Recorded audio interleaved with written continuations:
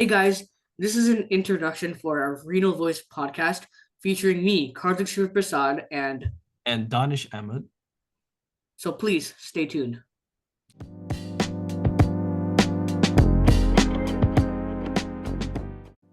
Hello, and welcome to Renal Voice, your weekly podcast where we break down essential health topics for you. I'm Danish Ahmed. And I'm Karthik Prasad. Today, we're diving deep into chronic kidney disease or CKD. It's a condition that's more common than many people realize. Danish, why don't we start with the basics? Sure thing, Karthik. So, CKD is a condition where the kidneys gradually lose their ability to filter waste and fluids from the blood effectively. The kidneys play a crucial role in removing waste products, balancing electrolytes, and even controlling the blood pressure. Exactly. Without this essential filtering process, toxins and excess fluids can build up in the body, leading to a range of health issues. The progression of CKD is typically categorized into five stages, with stage 1 being the mildest and stage 5 being kidney failure. And that's why it's so important to catch it early. The earlier the diagnosis, the better the management and treatment outcomes. Absolutely. We'll dive into specific stages and what they mean for patients a bit later in the episode. But before we move on, it's worth noting that CKD can affect anyone, regardless of age, background, although certain groups are most at risk. It's a condition that requires ongoing awareness and education. Did you know that 1 in 7 Americans have CKD? That's over 37 million people in the United States alone. Yes, Karthik, that is truly staggering. And the scariest part is that up to 90% of people with CKD are unaware of their condition. This lack of awareness can lead to late stage diagnosis, making it harder to manage and treat. Exactly, Danish. And to put it in perspective, 1 in 3 Americans are at risk of developing CKD due to factors like diabetes, high blood pressure, and a family history of kidney disease. This makes it crucial for everyone, especially those at higher risk, to get regular checkups. Right. Regular screenings and tests like the blood urea nitrogen BUN test, creatinine test, urinalysis can help detect CKD early on. It's vital to catch it before it progresses to more severe stages. We'll discuss more about these tests, especially the creatinine test, later in this episode. For now, let's move on to kidney risk factors that can lead to CKD. So let's talk about those risk factors. Karthik, what are the main causes of CKD? The leading causes of CKD are diabetes and high blood pressure. When these conditions are not properly managed, they can damage the blood vessels in the kidneys, reducing their ability to filter blood effectively. It's interesting to note that both type 1 and type 2 diabetes can lead to CKD. High blood pressure or hypertension causes a similar issue by putting too much pressure on the blood vessels. Exactly. Other risk factors include obesity, smoking, and a family history of kidney disease. People over the age of 60 are at higher risk.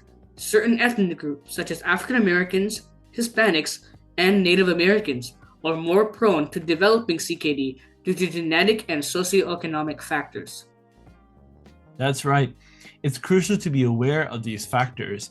If you have any of these factors, it's important to get regular checkups and monitor your kidney health. Prevention and early detection can make a significant difference. And that brings us to our next segment, symptoms. Let's talk about what people should watch out for. CKD is always called, or often called, a silent disease because it usually has no symptoms in its early stages. That makes it even more dangerous.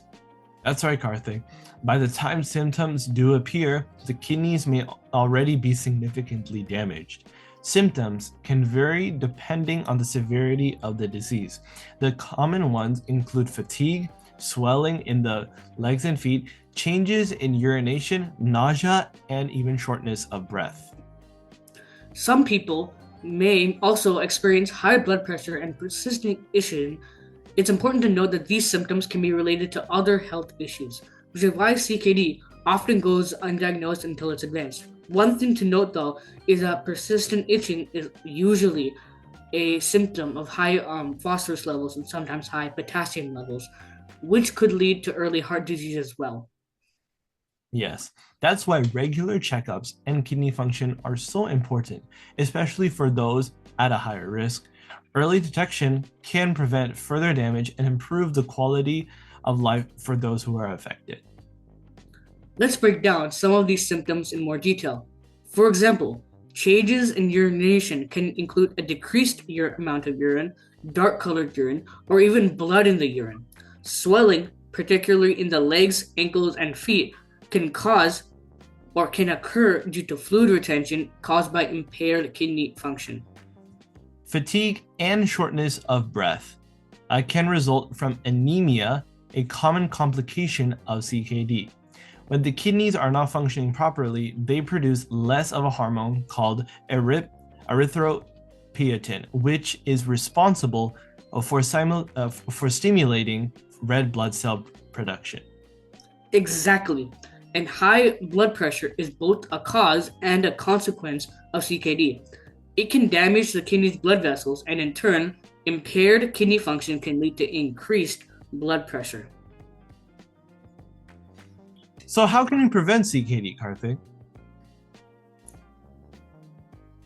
Prevention is all about maintaining a healthy lifestyle. A diet low in sodium and sugar is essential. It's also important to stay hydrated and exercise regularly. These habits help maintain a healthy blood pressure and blood sugar levels, which are critical for kidney health. Regular checkups are crucial too. Make sure to monitor your blood pressure and blood sugar levels, especially if you are at a higher risk. And don't forget to avoid smoking and limit alcohol intake also. Another important factor is maintaining chronic conditions like diabetes and hypertension. Work closely with your healthcare provider to keep these conditions under control. Medications, lifestyle changes, and regular monitoring can make a big difference. Prevention is key. It's about maintaining a healthy lifestyle overall, watching your weight, controlling diabetes, and managing blood pressure are critical steps. Let's also talk about the importance of a balanced diet. Incorporating more fruits, vegetables, whole grains, and lean proteins into your meals can help support kidney health. Limiting processed foods, red meat, and foods high in phosphorus and potassium is also essential. And staying active is just as important. Regular physical activity can help maintain a healthy weight and reduce your risk of developing diabetes and high blood pressure. Even simple activities like walking, swimming, or cycling can make a big difference. Don't forget about the importance of hydration, Danish. Drinking plenty of water helps your kidneys function properly by flushing out toxins and waste products. Aim for at least 8 glasses of water a day, but consult with your healthcare provider for personalized recommendations. If someone is diagnosed with CKD, what are their treatment options, Danish? Well, Karthik, treatment depends on the stage of the disease. Early stages can often be managed with medication and lifestyle changes. They may include medications to control blood pressure, low cholesterol levels, and treat anemia. A couple examples of these medications include nifedipine, clonidine, and hydralazine to lower blood pressure. It's also important for patients to follow a kidney-friendly diet that limits sodium, potassium, and phosphorus intake. These can help reduce the workload on the kidneys and therefore prevent further damage. For those with advanced CKD, dialysis or kidney transplantation may be necessary. Dialysis involves using a machine to filter the blood, while transplantation involves receiving a healthy kidney from a donor. Both options require a significant lifestyle adjustment and ongoing medical care. It's a complex journey for a complex disease, and each patient's treatment plan will be unique. It's important to work closely with healthcare providers to determine the best course of action. So let's talk about a bit more about dialysis. There are two main types, hemodialysis and peritoneal. Peritoneal dialysis. Yes. Hemodialysis involves filtering the blood through a machine outside the body, typically done at a dialysis center. Peritoneal dialysis, on the other hand, uses the lining of the abdomen to filter blood inside the body and can be done at home. Kidney transplantation is another option for some patients. It involves receiving a healthy kidney from a living or deceased donor. While it offers a more permanent solution compared to dialysis, requires strict adherence to immunosuppressive medications to prevent rejection.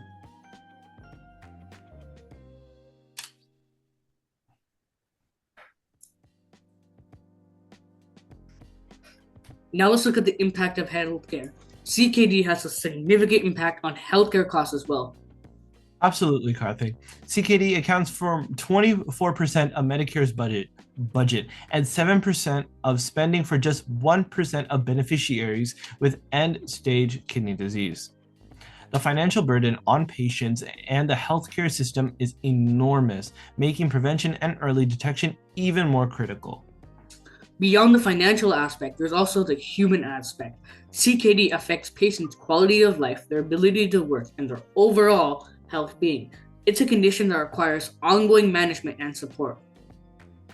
That's why raising awareness and promoting early detection is so important. By catching CKD early and managing it effectively, we can reduce the burden on both patients and the healthcare system. It's also important to support research and innovation in the field of nephrology. Advances in treatment options, early detection methods, and patient care can make a significant difference. For example, there have been many advancements in artificial kidneys so that patients who need a kidney and are on the kidney transplant waiting list can receive this artificial kidney instead of waiting for a corpse's kidney. Yes, great point, Karthik. And let's not forget the emotional and psychological aspect on patients and their families. Living with CKD can be challenging, and having access to mental health support and counseling is crucial for overall well-being.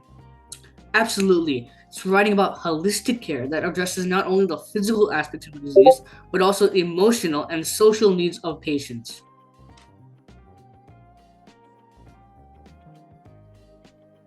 Yes. Now let's talk about what we can do to spread awareness about CKD. That's a great point, Karthik. Here are some actionable steps. First thing is education. Share information about CKD, its risk factors, and symptoms with friends and family. Use brochures, posters, and informational sessions to educate others. The second part is social media. Use platforms like Facebook, Twitter, Instagram to spread awareness. Share posts, articles, and personal stories that are related to CKD. Create engaging content like infographic and videos. The third thing is community events. This includes organizing and participating in local health fairs and kidney walks, awareness campaigns to educate the community. A big fourth step we can do is advocacy. Support organizations that fund CKD research and advocate for better healthcare policies. One of these organizations is the National Kidney Foundation. You can also look at the American Kidney Federation. The fifth step actually would be screening programs. Encourage people at risk to get regular screenings for early detection of CKD. Last but not least, for another actionable step would be for healthcare lifestyle. Promote the importance of a healthy diet, regular exercise, and avoiding smoking and excessive alcohol consumption. By taking these steps, we can make a significant impact in raising awareness and helping those at risk for developing CKD.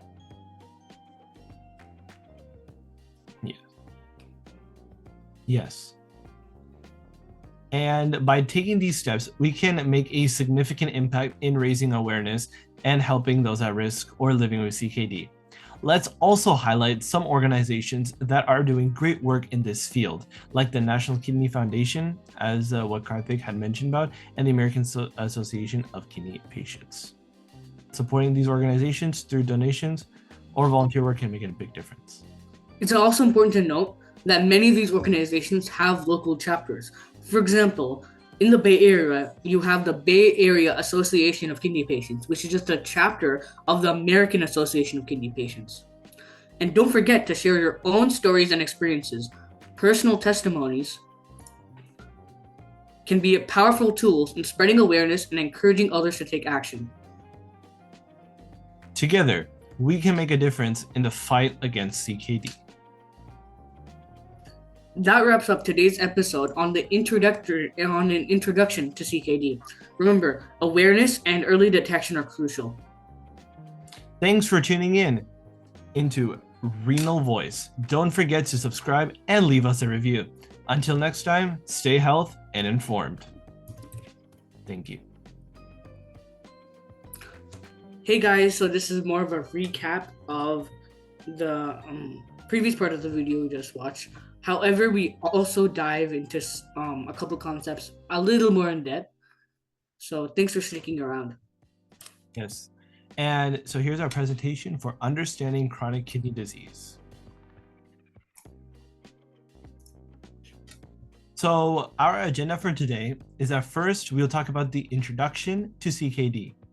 Then we'll answer the question of what is CKD, then prevalence of CKD, the risk factors for CKD, symptoms, prevention, the treatment options for CKD, the impact CKD has on healthcare, real-life stories and interviews, a Q&A with you guys, the listeners, spreading awareness about CKD, and finally the conclusion and key takeaways in this video. This might sound like just a blatant recap, but trust me, we do go into more depth on a couple concepts. Yes. So it's worth watching.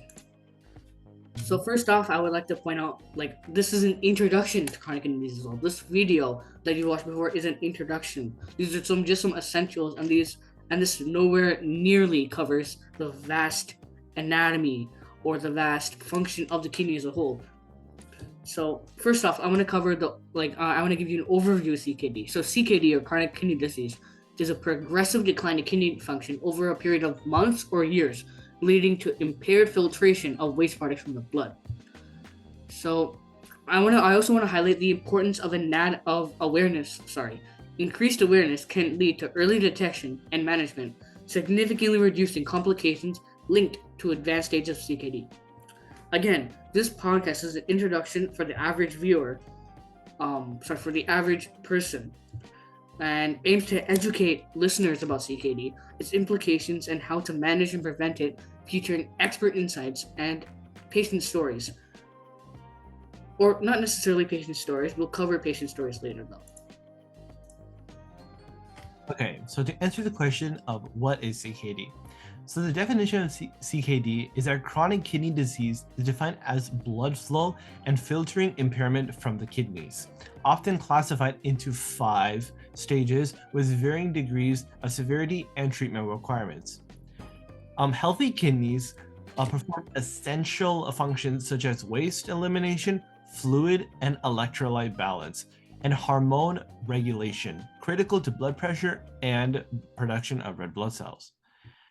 However, the consequences of a CKD progression includes that as CKD advances, individuals may face serious complications, including cardiovascular disease, anemia, bone disorders, and ultimately end-stage renal disease, requiring dialysis or transplantation. Prevalence of CKD. And this is sort of outlining the scale of the problem. So, some stats on CKD include that approximately 14% of the adult population is affected by CKD, highlighting its status as a public health crisis. You hear a lot about cancer and maybe some heart diseases, but although people are aware that the kidneys exist and that chronic kidney disease might be a thing, they don't realize how big it is, right? One in, again, like I said before, 1 in 7 adults in the U.S. are at risk for developing this disease. It's huge. So I want to also point out awareness, the importance of awareness on patients, right? So, despite its just huge prevalence, many patients are unaware of their disease until you reach advanced stages, revealing significant gaps in public health education. And like I said before, when you reach these kinds of stages, right, you need dialysis or transplantation, which are not only more expensive but also require a huge toll on the physical body, right?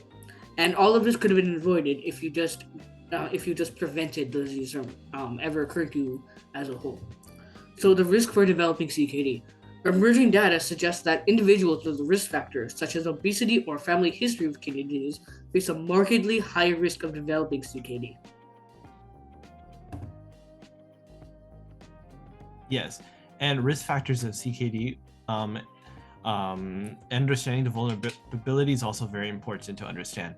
Leading causes: diabetes and hypertension. Diabetes and hypertension are the foremost contributors to CKD progression, leading to a heighten in glomerular pressure and resultant nephron damage. Other risk factors, other contributing factors include obesity, high cholesterol, smoking, and cardiovascular diseases, further exacerbating the kidney health precariousness. Ethnic and age-related risks. Certain ethnicities, particularly African Americans and age groups over 60, faced disproportionate risks, necessitating targeted preventative measures within these populations. Just to give kind of like detail on what glomerular pressure is. So the glomerulus, I believe that's how you call it, is the part of the kidney that's actually taking dirty blood, right, and exchanging it for clean blood. Like this what I've said right now isn't very 100% accurate, right? But it's more like a simplified version of this. So you have the renal arteries. Sorry, yeah, the renal arteries, which take blood into the kidney, and then the glomerulus like does the filtering is and actually the nephron as a whole does the filtering, but the glomerulus part is there so that the renal arteries and the renal veins connect so that clean blood is given back to the body. So that's what the glomerulus does. It's not necessarily filtering the blood itself, but it is exchanging. But it is the site which clean and dirty blood are being exchanged. So buildup and pressure in that is that the glomerulus, if you look at it really, really closely, is kind of like, if I were to look at it, it's kind of like a really, really thin blood vessel. So high amounts of pressure there could lead to insane damage on the glomerulus walls, and thus the glomerulus function decreases. Symptoms of CKD. So this is probably the most important part of our presentation, and it's recognizing early indicators. Some early stage symptoms include fatigue, sleep disturbances, and mild edema. And these can easily be mistaken for other deadly conditions, or maybe not so deadly conditions. But when you get to the advanced stage, this is stage 4 or 5-ish, the symptoms escalate to include severe fatigue, changes in urine production, nausea, and significant swelling in areas like the legs and ankles. The reason why these areas swell is because fluid builds up in the body because the kidneys can no longer pump as much fluid out fluid out in the form of urine. And these symptoms, it's again really, really important to be aware of these symptoms. And recognizing early symptoms is crucial for timely medical intervention, improving outcomes, and potentially halting or CKD progression. Yes, now we will get into the prevention of CKD. The first main part of preventing CKD is healthy lifestyle choices. Embracing physical activity, maintaining a healthy weight, and avoiding tobacco can greatly reduce the risk of developing CKD. Another a part is diet and hydration. A balanced diet, low in sodium and rich in fruits, vegetables, and whole grains, accompanied by adequate hydration, plays a pivotal role in kidney health. And last thing is regular health checkups. Routine checkups facilitate early detection of risk factors like hypertension and diabetes, critical in preventing CKD progression.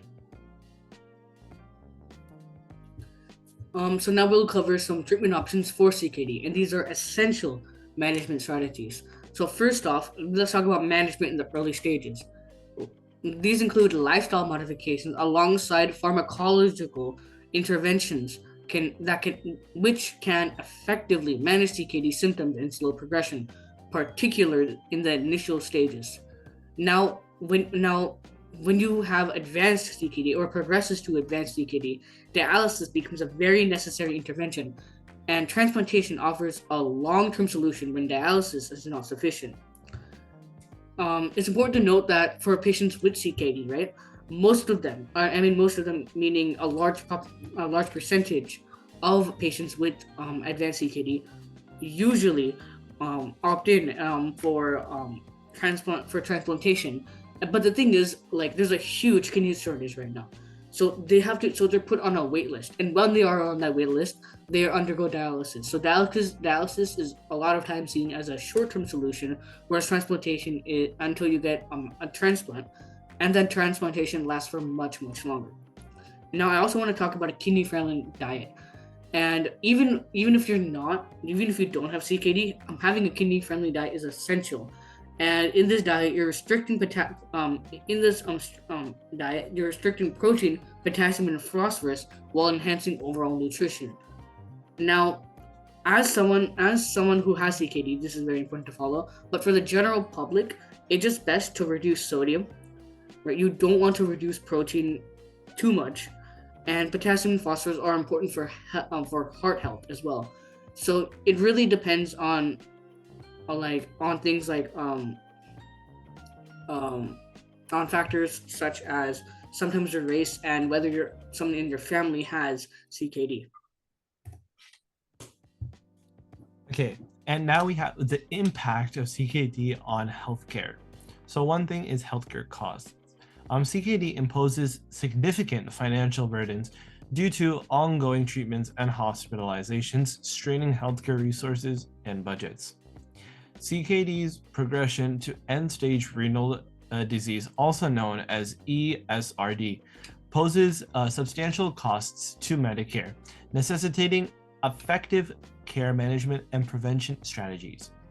And finally, financial burden on patients. The cost of living with CKD can exacerbate financial strains on patients, particularly regarding medications and treatments that are crucial for survival. These points are very important to know about in order to understand a healthy treatment option for CKD for families. Another thing I want to mention that we said before is that 24% of the healthcare budget goes to 1% of the beneficiaries, in terms of that 24% of the healthcare budget, right, is being spent on patients with end-stage renal disease, which is only 1% of the entire healthcare beneficiary makeup.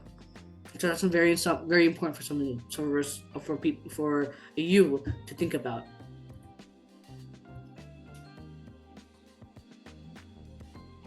So now I want to cover some real stories and interviews, some voices of experience. Now, in this specific podcast, we won't really be interviewing patients or healthcare professionals, but generally speaking, these real stories help foster empathy and understanding, and these help to humanize the experiences of those living with CKD and illustrate its impact on daily life. Right? And healthcare professional insights help shed light on the clinical aspects and treatments available for CKD management, enriching contextual understanding for you guys, the listeners. So, and personal stories are very important in that they highlight the necessity of tailored treatment plans and underscore the role of patient provider communication in successful CKD management. So, because this is more of a recap, you will have to you will have to scroll back a little to see a Q&A with listeners, right? But generally speaking, um, we did cover a couple common questions previously, in the time stamp stated, and also we did diet management and kidney checkups are crucial for preventing end stage CKD or any form of CKD as a whole. Yes. Okay, and finally about spreading awareness about CKD, community and education initiatives.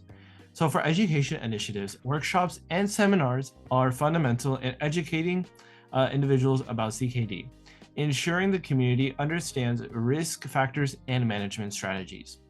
Social media campaigns, utilizing social media as a platform for raising awareness, has proven effective, bridging the gap between information and community engagement. Remember, these social media campaigns can be in very popular apps such as Twitter and Facebook. And finally, community involvement. Grassroots events can engage communities in CKD discussions, enhancing public perception and proactive health measures for reducing risks.